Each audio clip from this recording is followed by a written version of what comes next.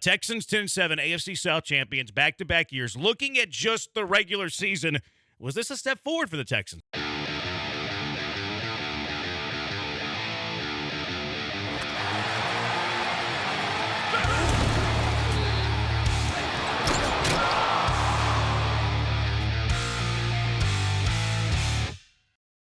Houston Texans, they won 10 games this year, 10-7 now on the season. And I saw this conversation going on over the weekend, quite frankly, because at the start of the year, if the Texans went 10-7 and won the AFC South, I feel like people would have been pretty pleased. Like, if you remove the context, right? Like, you know, you were in that plane, let's say things went bad and you were in a coma for the NFL season. If the first thing you do whenever you wake up from the coma is like, hey, how'd the Texans do?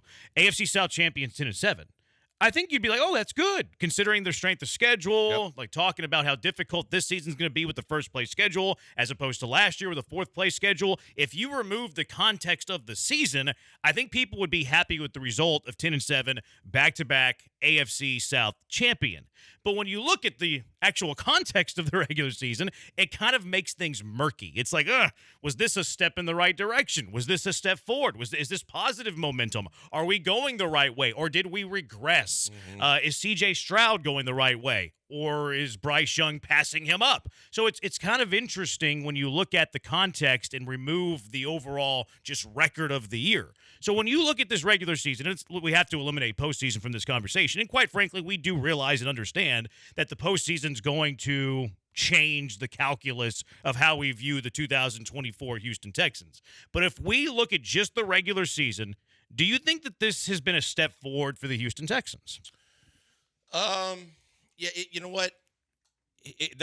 I do. I still do. I think because I think that a lot of people are quick to forget where this team was 2 years ago and how quickly they turned it around to do what they did a year ago when people had written this team off as a 4 or 5 win team, that there was no chance for them to do something like this. So the curse of that is the blessing and the curse. The blessing had happened. The curse is the next year the expectations are you do better. And you did do a lot in the offseason to where we were all encouraged. They could do better, but we were realistic enough to know the schedule was tougher.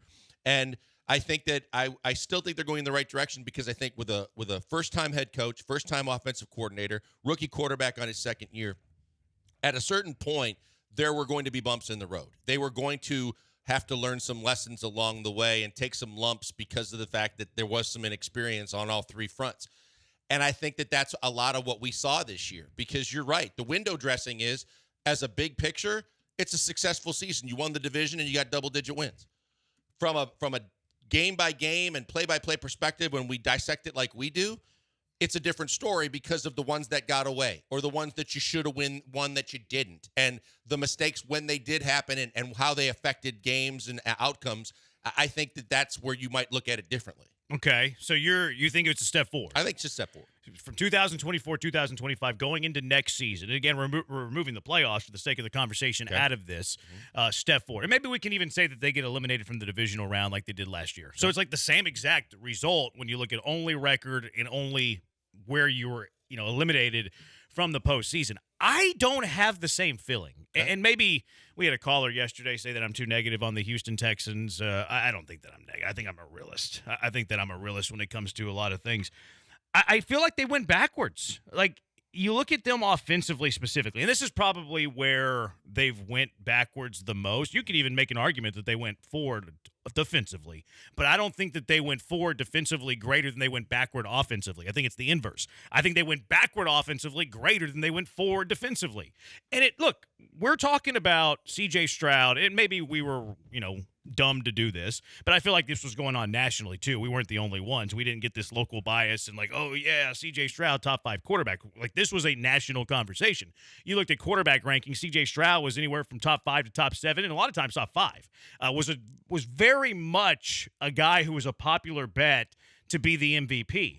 I do a lot of best ball drafts. CJ Stroud was being drafted way too high. CJ Stroud, of all quarterbacks in the NFL, was the biggest fantasy football quarterback bust that there was. He was being drafted like 3 rounds ahead of Joe Burrow. Like, he was being drafted closer to Lamar Jackson than he was Joe Burrow. So his sophomore season, not that I'm like diminishing the talent and saying that I don't believe in him going forward, but the results in the production of CJ Stroud went way back. To now, whenever we're talking about the offseason and going into year 3, we're wondering what it's going to look like. Like, if CJ Stroud had the same season as his rookie year, we're still uber confident about the direction going forward. But now, because the lack of production wasn't great in year 2, we have so many questions. Can Stroud be a top 5 quarterback? Can Bobby Slowick be a good play caller in the NFL? Will he be around? What changes do you need to make to the offensive line? What about the skill guys? So I feel that there's so many more questions offensively in year 2 than after year 1 of CJ Stroud, that to me, I feel like it was a step backwards. I can see that point of view. I don't feel that way simply because you just kind of mentioned it. Everything was so predicated on the poor play of the offensive line that it kind of sent CJ into that mindset of, the shorter time clock in his head and rushed on a lot of things. And it kind of threw off kilter the entire offense. I also think that maybe this was a learning curve for all involved, but as it relates to CJ, in the fact that, hey, this isn't easy street. After my first year in the NFL, doing all the podcasts and doing all the, away from football things, to kind of it almost felt like he was starting to believe the hype mode, that maybe this makes him dial back in even more to get back down to, to true honing his craft. Because I personally I haven't lost confidence in CJ's ability to play the position. I think if they shore up the offensive line in the offseason, I think CJ's going to be just fine. But I understand there are a lot of people that are pointing fingers now and questioning a whole lot that they weren't questioning a year ago. Yeah, I think those are two different conversations, though. Because, I also have the belief that CJ Stroud's going to – I think he's going to be a top 5 quarterback at some point in his NFL career. I thought it was going to be this year, and I wasn't right. And for a variety of reasons. Stroud maybe didn't play as well as he played his rookie year. The offensive line didn't protect. Slowick didn't have as good a year as a play caller.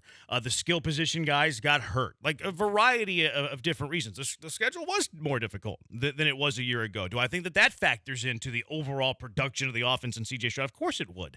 If you have a quarterback that's playing an 0-17 team 17 times and playing a 17-0 team 17 times, the numbers are going to look drastically different.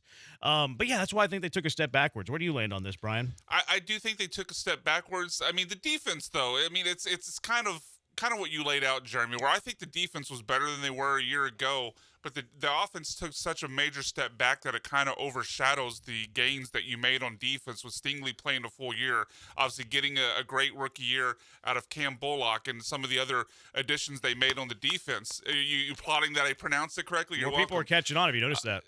More people are catching on. We've started a trend. I am a maverick. But, look, obviously a lot of excuses will be made because of the offensive line, but we've seen CJ, even when he had time, and maybe it's because he's gun-shy because of the protection issues, but he's missing throws. The interceptions went way up. The yards per game went way down.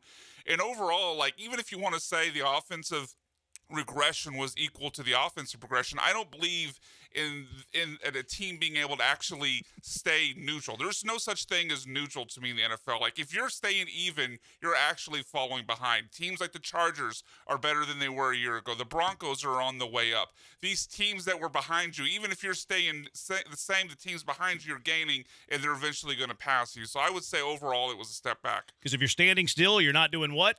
You're not moving forward. You're not going forward. 713-780-ESPN. Texans 10-7, AFC South champions, back-to-back years. Looking at just the regular season, was this a step forward for the Texans?